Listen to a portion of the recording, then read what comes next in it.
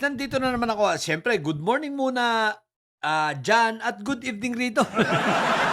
Eto, magpaiyak tayo ngayon ng mga didilis, ano? Okay guys, ganito. So, mga didilis, makinig kayo ha. So, nalalapit na, December 9, magkakaroon na naman ng meeting ang Committee on Justice ng Congress. Natural, ang pag-uusapan niya walang iba kundi ang impeachment na ni Inday Sayad. Ngayon guys, eto siguradong sigurado ako, no, 100% mai-impeach si Sayad. At ang tanong, bakit ako sigurado? Yan ang ating pag-usapan ngayon.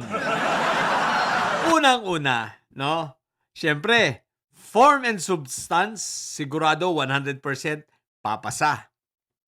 Ang kagandahan, magdi-discuss, kagaya ng nangyaring kung paano yung proseso na ginawa do sa impeachment ni PBBM, ganun din ang mangyayaring proseso sa kay Sayad.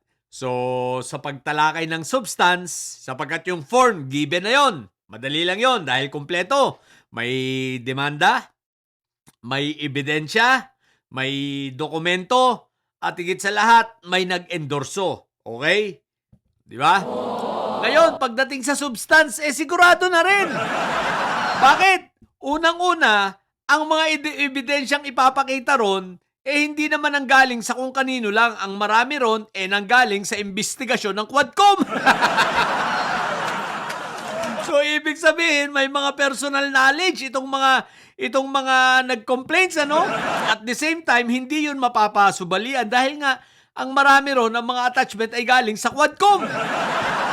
At maraming pag-amin. At hindi lang yon. Alam ng lahat, ang mismong si Inday Sayad ang nagsalita, kagaya nun yung pagbabanta niya sa Pangulo, talagang kitang-kita yon ng publiko, di ba? Na mismo sa social media, talagang si Inday Sayad ay nagmumura at nagbabanta. So, shoot na shoot talaga ang sustansya, ang sufficiency in substance. Idagdag mo pa yung kay Madriaga. Si Madriaga ay may sinumpaang salaysay. Notaryado. So, ibig sabihin, balidong-balido yon. Valid na valid ang ang attachment na yun o ang ebidensya na yun na lalong magbabaon kay Inday Sayad. So, ibig sabihin, shoot talaga sa balde. Talagang ito ay ma-endorso sa plenaryo. Ang tanong, pagdating sa plenaryo at nagbotohan, ang sabi ng mga may sayad, madami daw sila. Maraming nakumbinsi na congressman. Sorry po. Mukhang walang kumagat. Hindi nagkaigi ang kanilang mga niluluto at nilalakad. Paano natin nasabi yan at paano natin yan napatotohanan? Okay. Unang-una, nang magsampa ng impeachment case, itong may Sayad Black, no? Sa pangunguna, syempre, nila Sabit Sipon, nila Mike Diferensya, basta yung mga may sayad na may diferensya. Basta yung mga may sayad na may diferensya, si Ilong Ranger, di ba?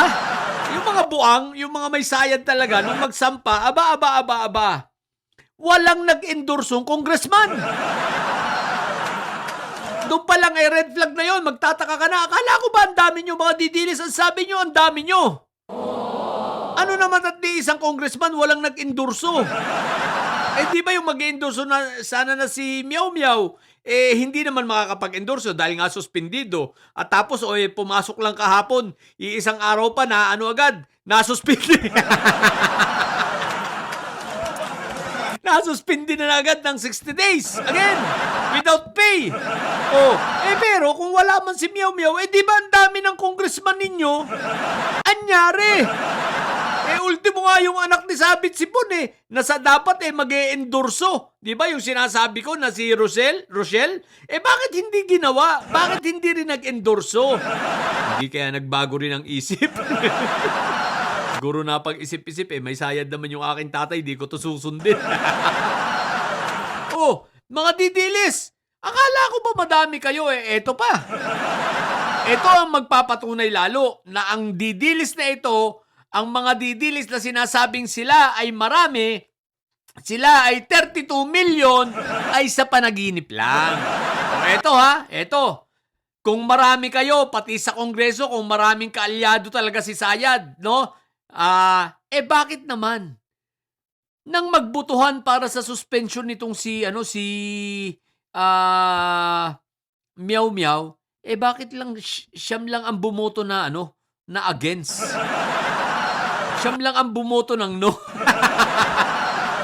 Siyam lang ang bumoto, siyam lang ang kumampi kay Meow Meow. Ito ba ay nangangahulugan na sasyam na lang yung kongresistang mga didilis? Siyam na lang ang kongresistang pumapanig kay Sayad? Di ba tao ni Sayad dito si Meow Meow? Ang dami nitong ginagawa para sa kanya. Di ba? Nung isang araw lang kasama ito ni Barbie. Nagkain-kain pa sila sa labas, di ba? Tapos kita mo galing pa ito sa bahay ni Sabit Sipon. Ang tanong, bakit siyam lang? Sasyam na lang ba talaga ang mga didilis na congressman? Sino ba maingay na didilis lang na naririnig natin? Si Lipiste. Sino? Si Marco Beta Jr. Sino pa ba? Ang maingay na si Eli. Baka si Eli pa rin, di ba? Idagdag mo na yun. Pero ang tanong, sasyam lang na lang ba talaga? Out of 300 plus, sasyam? What the heck? Ngayon, paano ngayon kayo yan? Pagdating ngayon sa plenaryo, shoot sa balde si Inday Sayad. Bakit? Ito pa ang isa sa kasiguruang shoot siya, ha? Huwag niyong kalilimutan, ha? Buong-buo ang